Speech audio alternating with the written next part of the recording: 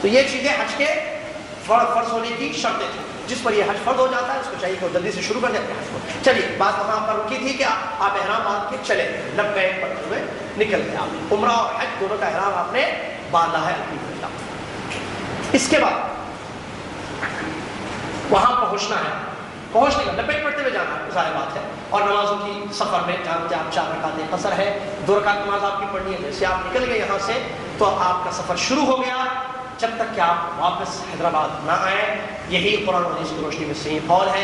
سارے حاجی مسافر ہوتے ہیں, لہٰذا سفر میں قصر کرنا ہے. لہٰذا پلین میں آپ نماز کیسے پڑھیں گے؟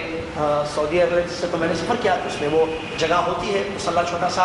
اگر جگہ نہیں بھی ہے پلین میں تو آپ اپنی کرسی پر نمازوں کی پابندی کریں گے. عام طور پر دیکھنے میں آتا ہے, افسوس کے ساتھ کہنا پڑتا ہے, لوگ نمازوں کی پابندی حج میں نہیں کرتے ہیں, جبکہ یہ بہت زیادہ خطرناک بات ہے.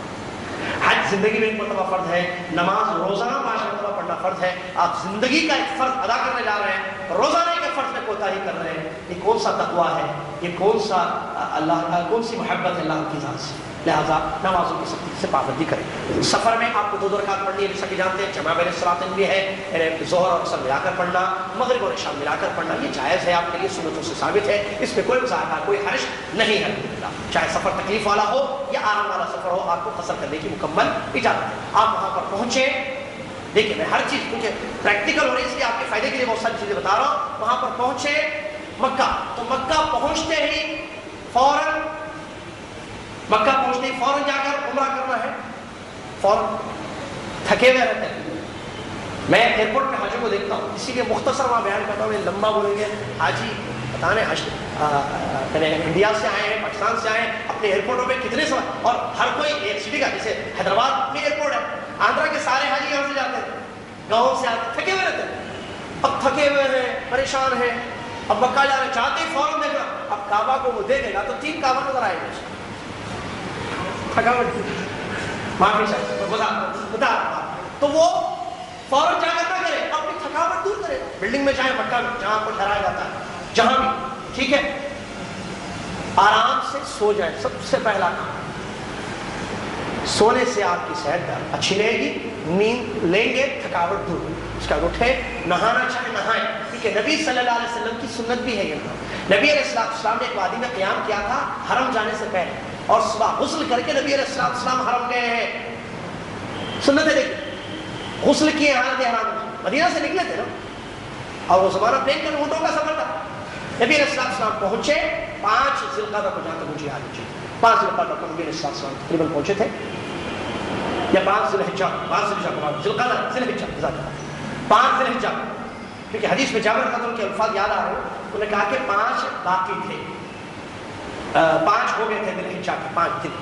تو نبی علیہ السلام پہنچ کر رات میں قیام وہاں آرام کیے ہیں نبی علیہ السلام. اس کے بعد صبح غسل کر کے نبی علیہ السلام حرم گئے ہیں اور اپنا طواف شروع کیا ہے. لہٰذا آپ یہی کریں, نیند لے لیں آرام سے, آپ اہل و عیال وغیرہ جو بھی جا رہے ہیں, اور اس کے بعد غسل کر کے آپ جائیں فریش ہو کر, کیونکہ عبادت کرنا ہے. عبادت میں آپ فریش رہیں گے, اچھی بات ہے.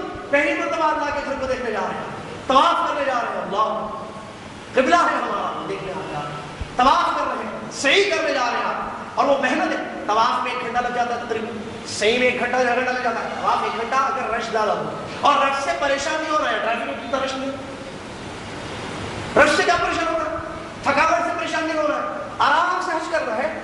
یہاں گاڑی گھر کے پاس آئی, بیٹے چلیے والد صاحب چاچا جا رہے, گاڑی لے لے, کوئی دوسری گاڑی لے کے بس آئیے بیٹھیے, بیٹھ سیدھا ایئرپورٹ. اور وہ ایئرپورٹ دیکھتے ماشاء اللہ ایئرپورٹ بھی کیا بن گیا, بیٹھے پلین میں پہلے وہاں.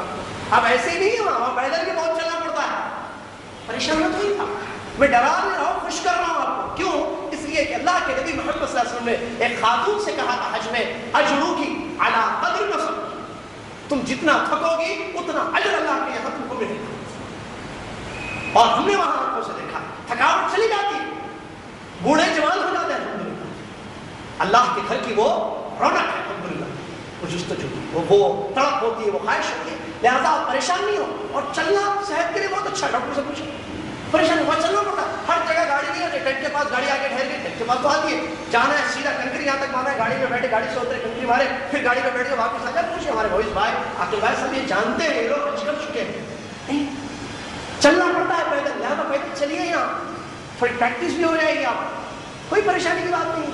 آپ تیار ہو کے جائیے. الحمدللہ حج عبادت کو جا رہے ہیں، بہت بڑی عبادت ہے جس کا بدلہ اللہ کے یہاں جنت کی شکل میں دیا جاتا ہے. ماں کے پیٹ سے جیسے بچہ جنم لیتا ہے، تمام گناہ انسان کے معاف ہو جاتے ہیں. اسے نبی صلی اللہ علیہ وسلم.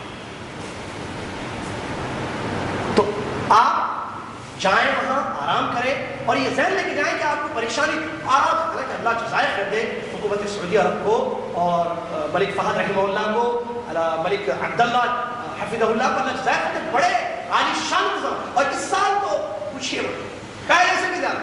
لیکن اس کے باوجود ایک انسان کتنی بھی آسانیاں کر دے اپنے بھائیوں کے لیے، تب بھی پریشانی تو ہوتی ہے. تھکاوٹ ہوتی ہے، چلنا پڑتا ہے، اور چلنے میں مزہ ہے. حج چل چل کے کرنا اور تھکنا اس میں، یہ تو عبادت ہے. تھکے کس لیے تھکے آپ؟ اپنی بیٹی کی شادی کے لیے نہیں. شادی میں رات رات جگتا ہے انسان، چلتا ہے پھرتا ہے، لو یہ لو، ادھر جاؤ ادھر جاؤ، بھائی بہن پورا خاندان تھک جاتا ہے شادی میں. شادی، حالانکہ شادی میں نہ کسی کو نہیں تھکنا چاہیے. اس کو تھکنا چاہیے، بعد میں تھکنا ہے. کسی کو نہیں تھکنا ہوتا ہے شادی میں، لیکن شادی میں بھی تھک جاتے ہیں، یا کاروبار میں ہم تھک جاتے ہیں، زمین پہ لینے میں تھک جاتے ہیں. لیکن حج کے معاملے نہیں، بھائی تھکاوٹ نہیں ہونا، آرام سے ہو جو نا، آرام سے ہر چیز. اور پوری ایسی ایسی چیزیں، ایسی یہ نہیں کرے تو چلتا رہا. یہ سنت ہے کہ یہ سنت چھوڑ دیے تو کچھ ہوتا کیا؟ سوالات. 8 سال سے آئے ہیں عجیب و غریب. آپ یہ پوچھیے کہ میرے نبی علیہ السلام نے کیا کیا کیا ہے. میں سب کو میرے نبی علیہ السلام نے کون سی چیزیں کی ہے حج؟ چھوٹی سی چیز بھی مجھے بتائیے، میں کروں کچھ. یہ ہو جائے، کیونکہ حج ہے اور جو معمولی بات نہیں ہے، عبادت ہے اللہ کے بعد. آپ جنت چاہتے ہیں، آپ تھکنا نہیں چاہتے ہیں. آپ جنت چاہتے ہیں، محنت نہیں کرنا چاہتے ہیں. آپ جنت چاہتے ہیں، پسینہ نہیں بہانا چاہتے ہیں. آپ جنت چاہتے ہیں، پیروں میں درد نہیں ہو. اللہ نبی محمد رسول اللہ صلی اللہ علیہ وسلم جن کو جنت کی خوشخبری اللہ تبارک و تعالیٰ نے دے دی تھی، رات میں جگتے ہیں، نمازیں پڑھتے ہیں، پیروں میں برم آ جاتا ہے، تھک جاتے ہیں، لمبی نماز پڑھتے ہیں ہمارے نبی محمد رسول اللہ صلی اللہ علیہ وسلم. میرے بھائی لہٰذا اس چیز کو ذہن میں رکھیں. وہاں جانے کے بعد آرام کریں گے. آرام کرنے کے بعد آپ اپنا عمرہ اسٹارٹ کریں گے، کیونکہ آپ تمتع کرنے والے ہیں انشاءاللہ. تمتع کرنے والے حاجی پہلے عمرہ کریں گے. عمرہ کر کے فارغ ہو جائیں گے، حلال ہو جائیں گے. جو چند گھنٹوں میں، 2 گھنٹے میں اگر رش نہ ہو، یا زیادہ سے زیادہ 3 یا 4 گھنٹے میں مکمل پورا عمرہ ہو جاتا ہے. 3 گھنٹے مکمل. رمضان کے مہینے میں جو ہم عمرے کرتے ہیں وہ 2 گھنٹے میں ہو جاتا ہے. تو حج میں 3 گھنٹے زیادہ لگتا رہا.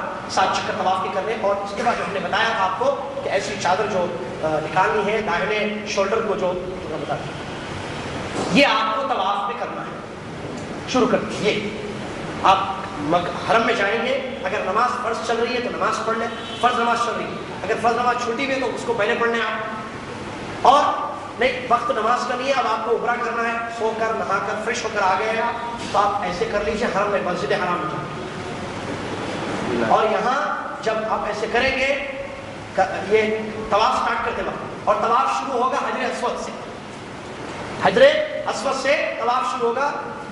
4 کونوں سے ایک کونی حجر اسود ہے. حجر اسود کے پاس آپ اپنے دائیں ہاتھ سے ایسے اشارہ کریں. سنت یہ ہے کہ آپ چھوئیں گے، لیکن رش ہوتا ہے، چھو نہیں سکتے، تو آپ دور سے ایسے ایک مرتبہ اشارہ کریں، اور وہ ہوگا ایسے، اس طرف اشارہ کیجیے، اس طرف. یہ کیونکہ لیفٹ سائڈ کعبہ رہے گا. دیکھیں، لیفٹ سائڈ کعبہ رہے گا، آپ ایسے کھڑے رہیں گے تو ایسے کیا، ایسے اشارہ کریں ایک مرتبہ، اور اشارہ کر کے بسم اللہ اللہ اکبر پڑھیں گے. ٹھیک ہے. اور اس کے ساتھ آپ اپنا طواف سٹارٹ کریں. حجر اسود سے حجر اسود تک 1 چکر، ایسے 7 چکر مکمل کریں گے آپ. اور ان چکروں میں کوئی خاص دعا اللہ کے نبی محمد رسول اللہ صلی اللہ علیہ وسلم سے ثابت نہیں ہے، سوائے ربنا آتنا فی الدنیا حسنۃ وفی الآخرۃ حسنۃ وقنا عذاب النار. یہ آپ رکن یمانی اور حجر اسود کے بیچ میں پڑھتے تھے. 4 کونے، ایک کونے کا نام حجر اسود ہے جہاں سے طواف شروع ہوتا ہے، ہاتھ کا اشارہ ہوتا ہے. اور سیکنڈ کونے کا کوئی بھی نام نہیں ہے جہاں تک مجھے معلوم ہے، کوئی خاص دعا وہاں نہیں ہے. تھرڈ کونے پر بھی کوئی خاص دعا نہیں ہے. تھرڈ اور فورتھ جو کونا ہے فرسٹ کہتے ہیں. ان دونوں کے بیچ میں رکن یمانی وہاں ایک پتھر لگا ہوا ہے، اس کو اگر آپ چھو سکتے ہیں تو سنت یہ ہے کہ چھوئیں. اگر رش ہے نہیں چھو سکتے ہیں تو دور سے اشارہ نہیں ہوگا. رکن یمانی پر اشارہ نہیں کریں گے. اگر چھو سکتے ہیں تو ایسے چھوئیں.